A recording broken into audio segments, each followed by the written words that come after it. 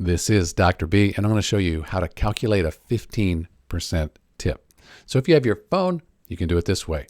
15%, that's 15 per 100, 15 over 100.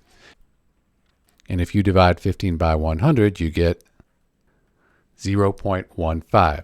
So let's say we have a bill of $28 and we want to calculate that 15% tip. You just take 0.15 times 28. So 0.15 times 28, and you get 4.2. So that equals 4.2, which is really $4.20, 4.20. Just worked out like that. So what if you don't have your phone? You need to do this in your head. Here's how you can do that.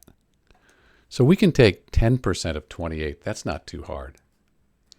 Really, it's just 0.1 times 28, which equals 2.8, $2.80. And then we need 15. So let's just take 5% of 28. That's just half of 10%, half of this, so 140. To get 15%, you just add them together. 420. There it is, $4.20. So give them a $5 tip if you have 28.